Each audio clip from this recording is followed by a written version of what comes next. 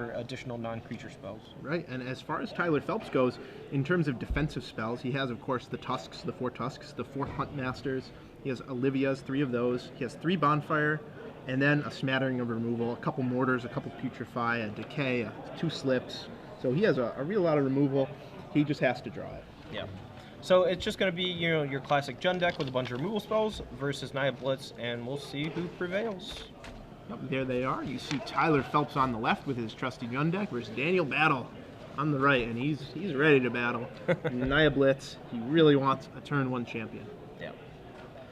You know, I think we were talking about potentially watching Zachary Bird and Adam Beauchamp on the first round of Top 8, but honestly, I don't know if he has the tools to really interact well with those, you know, aggressive black creatures from Adam Beauchamp. So, you know, it might be a little bit of a run over, and you know, I think I'd much rather see a more interactive matchup where Jund and Naya Blitz are kind of going head to head. Of course, Naya Blitz has the draws where it can just run over anyone. Right. You know, the turn 1 champion of the parish into multiple Burning Tree emissaries, followed by Lightning Mauler or Mayor of Averbrook, is just devastating no matter what you're playing. Unless, of course, you have a couple of trickeries at the ready, but you know, not everybody has that. So. Yep. So it looks like Tyler is staying at 6 cards. Daniel, though, going to 5. Yeah, so Naya Blitz 1 to 5, not very good start for him.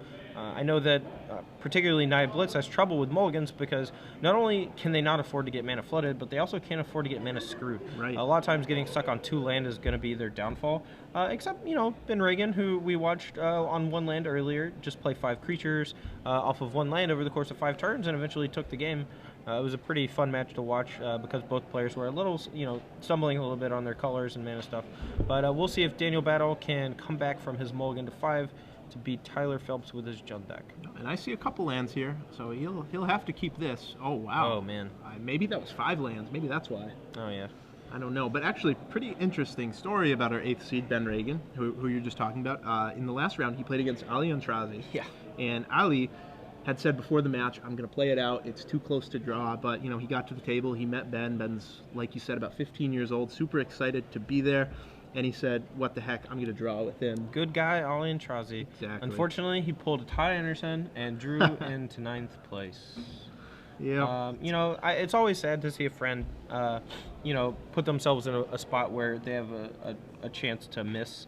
And, you know, Ali, there was a pretty good chance that both him and, you know, his opponent, Ben Reagan, could draw into top 8. I think the 7th seed had to jump one of them, and he ended up jumping both of them. Yeah. I think he jumped 4 percentage points, and that was Tyler Phelps, who we see on the left with Jund. Yeah, something like that. Yeah, there were a lot of players in the last round who didn't have, you know, an XO or an X1 record. There were a ton of XO2s. There were a lot of X11s having to play it out in the last round, and it really just messed up a lot of the tiebreaker math. As we say, math is hard. All right, well, it looks like we're starting off. Doesn't look like this is going to be much of an impressive showing from Naya Blitz. He's got a Boris Elite, but I think his hand is just land Searing Spear, so it's mulligan to 4, a little awkward. Yep, Tyler Phelps' hand, a couple Farseeks, a removal spell in the form of Mizium Mortars, and I think it was a Garrick. All right, well, not a terrible draw, the Champion of the Parish. If he peels a Thalia or something here to pump the Champion of the Parish and then slow down Tyler Phelps' draw, you know, he could have a chance to come back in the game. It's not that likely, but, you know, anything can happen. I've seen mulligans to 3 win before. Yep. To be fair, that was Dredge, so a little bit different. Yeah, I've been beaten by a mulligan to 3 before. It's not fun. Yeah, I was gonna say, how did that feel? It felt like Bitter Blossom in the Fairy's Mirror. That's how that felt. Yeah, you know. Yep. Is this a Lightning Mauler? Wow. Is he gonna? Oh man! One of the best All right, so draws triggers and then attack. Wow, that was a top deck. Yeah. So now we're attacking for 7 damage. When it it looked pretty bleak to start with. If Tyler just has like an Olivia Voldaren here and doesn't play removal spells, I assume he's just going to play 2 removal spells because it looks like he has a pair in his hand. But if he just decides to play Olivia Voldaren or something, he's going to get Searing Speared, hit for another 7 damage. Wow. And yeah, it's going to be backbreaking. But it looks like his hand just has Abrupt Decay, Garrick, Mizium Mortars, and Lander too. So yeah, Tyler Phelps finding 2 removal spells in these top 8 cards or so. Yeah. Lucky for him, otherwise he'd be run over. Yeah, I mean, honestly, all he needed was 1, really, and he killed the Champion of the Parish, so now another creature that costs 2 or less would have turned on the Boros Elite, but this Abrupt Decay taking care of the Lightning Mauler, so no harm, no foul. Yep, Tyler takes 1, goes to 11, and all Dan has is a land. Yeah, stabilizing at 11 against Blitz, obviously very good. Not a whole lot, you're going to do about that. So Scary. Tyler actually had the option here, I think, to Miracle Bonfire, which he could have killed the Boros Elite, instead opting to put Garrick into play and making a beast. Yeah, seems like a better play. Yep. And Daniel Battle really needs a top deck here. He has to get that Garrick off the board. Yeah, I mean, there's not a whole lot. I mean, he has the Searing Spear, which he could try to 2-for-1 himself, but that, Gorkon Rampager doesn't even do it because he soaks 3 damage. Right. Garrick still goes to 2, so maybe if he had Searing Spear at end of turn, he would have given himself a few more outs because he does have those Fangtails and things like that, but Fangtail doesn't give a trample, so. And yep, there he is. There's the Fangtail. And it looks like Boros Elite's going actually, to Tyler. I actually completely thought that was a different card. I'm sorry. So, the Haste guy, Fangtail, he's a newer addition to the deck. 2/2 when he comes into play, gets +2/+2 in Haste. I thought he was one of the Battlecry guys. Or not Battlecry, one of the Blood Rush guys. I actually just misread that on the deck list. That's my fault. But yeah, I mean, you can see there where it gave it Haste, potentially threatened the Garrick, but a chump block and then a Bonfire did him in. Yep, and Garrick all the way up to 5 already, about to go up to 6. Yeah. Versus only a lone experiment 1. This game's going to be over really quickly. Yeah, I mean, once he gets to 6, he can, without fear, make 6 Worm tokens, assuming that his Garrick stays at 6. Tyler Phelps had a fairly healthy 8 life with Daniel Battle with a Searing Spear in hand. Maybe a couple weird shenanigans happen. Maybe Peel's running Searing Spears and takes the game. Yeah, he definitely could. He should maybe just start spearing Tyler's face at this point. Oh, I mean, I would probably just spear here, just hope to draw Gorkon Rampager, trample for 2, and that would put him at 3, and then a spear off the top would win the game. Yep, so. And that's what Daniel Battle's doing. End of turn, he spears. And spear should be in the graveyard. There we go. There we go. Dude, that's how you draw consecutive spears. You just the one you cast, you just put right back into your hand. Is that the Alex B? Yeah. All right, so Tyler Phelps wins game 1, takes over the Mold of 4 from Dan Battle, but he made it close. Yeah, fairly reasonable draw for a Mold of 4. I mean, his opening 4 was pretty mediocre, but the top cards of his deck produced 2 more creatures. So, looks like trivia time. It is. Now, if you guys are unfamiliar, what this is, in the top 8, we give away 3 months of Star City Games Premium. In the top 4, we give away 6 months of Star City Games Premium. That's pretty nice. And in the finals, if you get the trivia question right, we give away a full year. All right, so what's the running value for that? I think that's a pretty reasonable amount. Yeah, I mean, we're giving away like $70. Yeah, I mean, if you're normally paying a lot of money for premium, this could be a pretty big pocket boon for you. $70 right in the pocket. Let me tell you guys, it's not very hard. These questions are not designed to be hard. We want to get you guys engaged. We want to get you guys on Twitter using the hashtag. Don't tell them it's not very hard. Well, it's not going to be. But it could be. The finals one is going to be hard. Okay. The finals one is going to be really hard. All right, I get to make that one. All right. It's going to be something about my past that only one person knows. It's my friend, and he's going to get the free premium. It's rigged. Yeah. Just Jesse. Yeah. So anyways, the trivia question for this round, and I remind you again, you have to use this hashtag SCG Premium. You can tweet at Todd if you want. You can tweet at me if you just put SCG Premium, that's all you got to do. You don't even have to do SCG Charlotte. You just have to do SCG Premium, right? Exactly. All right. So SCG Premium before your answer. Right. So the question is, a player last weekend at the Star City Open in Somerset, New Jersey, he top-aided the standard portion, and he top-aided the team sealed portion. Now, who is that? What we want to know. Who is that player? I think we might have mentioned him a few times today, but yeah, we did. I don't think I remember who it was. No, me neither. But if you guys do, make sure you use SCG Premium hashtag. If you don't remember, you can go to StarCityGames.com, go to Coverage Archive, look it up. Yep. And we will pick one lucky person to get 3 months. 3 months. 3 months of free premium. Exactly. Just make sure you use that hashtag. And make sure it's in before the top 8 matches over. Hashtag Hash Browns. Hashtag game. That's boys.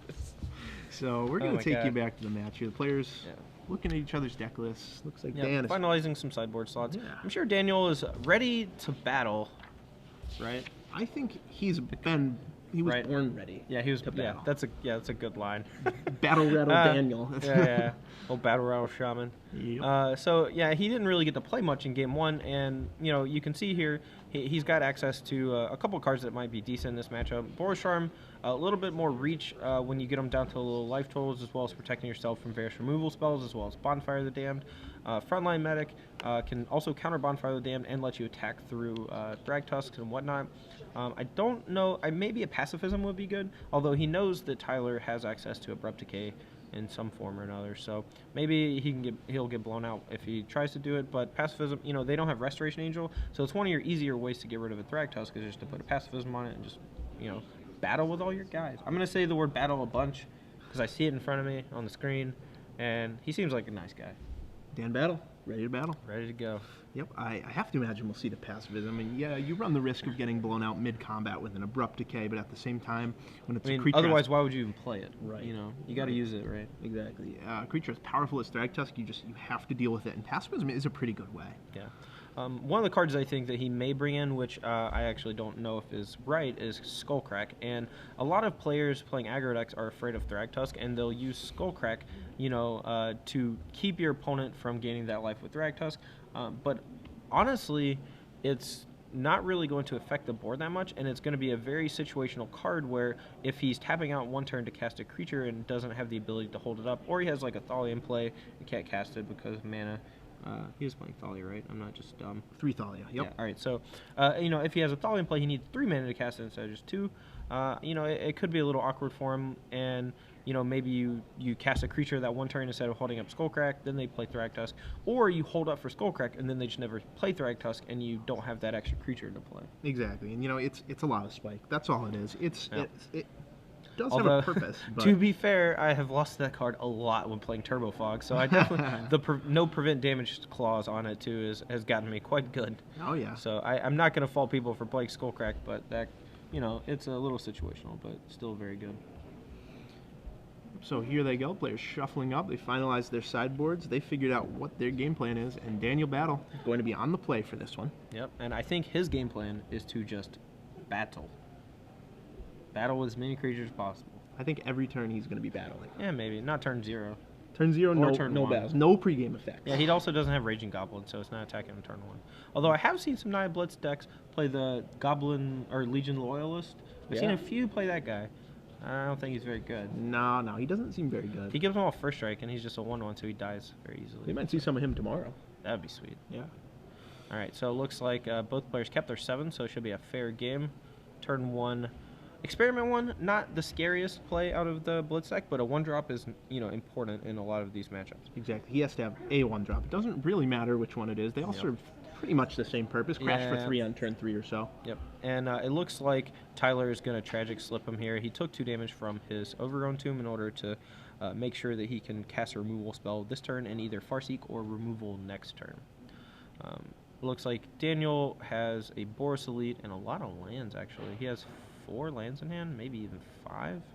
I think it's just 4. He has a Boar and a Boros Elite and some lands. He just didn't feel like mulliganing again, which I don't blame him. I mean, 4 land with 3 creatures, not terrible, but, the more lands you draw, I mean, they're just dead cards. That means, you have 15 cards left in your deck now or something like that they're just dead. Yeah, I don't think he came to mulligan. I think he came to battle, and it's really the Fabiano factor coming into play here. People hate mulliganing. All right, it looks like Kaufman and Beecham, I think that's how you pronounce his name, not Beauchamp, as I was calling him earlier, are both up a game in the quarterfinals. Yep, so you can mark 1 for the black-red zombie deck, and Steve Kaufman, the red-green aggro deck. All right. Well, hopefully Ben Reagan can rally back and at least put up a game 3. I'd like to put him on camera at some point if possible. Hopefully tomorrow, since I don't think he's up on the queue for today. Alrighty, so it looks like the Mauler is paired with the Boros Elite, gotten in for 3 points. Yep, and unfortunately what this does is it turns off his ability to play a random creature next turn, give it haste, and then turn on the battalion from the Boros Elite. However, this removal spell package that Tyler has is just devastating because Daniel just keeps drawing lands. And that's one thing, again, Naya Blitz cannot do is get flooded. Right. And that's probably one of the reasons he mulliganed so aggressively last game, and it's just sort of turning around on his head now because he kept a 4-lander and drew 2 lands, and that's basically going to be all she wrote. Yeah, all of a sudden you have 3 more lands than you can possibly do anything with. It's like he mulled before here. Yeah. So All right, so Huntmaster of the Fells for Tyler. Gonna make a wolf gain some life back, and is that another?